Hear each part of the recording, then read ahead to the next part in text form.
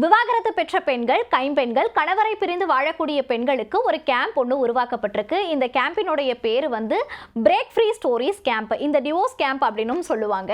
இந்த கேம்புக்கு வந்து இப்போ பல்வேறு தரப்புல இருந்தும் ஆதரவுகள் குவிஞ்சிட்டு வருது. இந்தியா முழுக்க இது போல கேம்புகள் வந்து உருவாக்கப்படணும் அப்படின்னு சொல்றாங்க. ஏன்னா இந்த கேம்ப் வந்து இப்போ முதல் முறையா கேரளாவில் ஸ்டார்ட் பண்ணியிருக்காங்க.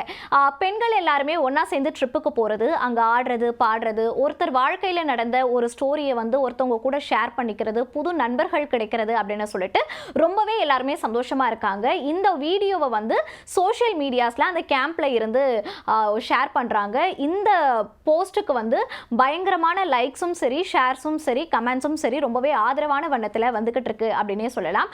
பெண்கள் வந்து கணவரை விட்டு பிரிஞ்சுட்டாங்க அப்படின்னு சொன்னா அவங்களுக்கு அடுத்த வாழ்க்கை இல்லை, அவங்களோட வாழ்க்கை முடிஞ்சு போயிருச்சு, அவங்க ஒரு இருட்டுக்குள்ளேயே இருக்கணும் அப்படின்றதெல்லாம் கிடையாது, அதெல்லாம் உடைச்செறிஞ்சிட்டு வாங்க அப்படின்றத ஊக்குவிக்கக்கூடிய ஒரு விதமாகவே இந்த கேம்பானது இப்ப தொடங்கப்பட்டிருக்கு. அது மட்டும் இல்லாம இதுல முக்கிய விஷயம் என்னன்னா, இந்தியால வந்து இன்னும் இந்த டிவோர்ஸ் அப்படின்றது ரொம்பவே நார்மலைஸ் ஆக்கப்படல. இன்னுமே இது வந்து டிவோர்ஸ் அப்படின்றது ஒரு பெருங்குற்றம், ஒரு பாவச் செயல் அது போல இருக்கு. அதெல்லாம் தகர்த்தெறியணும், இந்த ஸ்டீரியோ டைப்பை வந்து உடைக்கணும் அப்படின்றதுக்காகவே இந்த கேம்ப் வந்து தொடங்கப்பட்டிருக்கு அப்படின்னு சொல்லிட்டு அந்த கேம்ப் தரப்புல இருந்து சொல்லப்பட்டிருக்காங்க.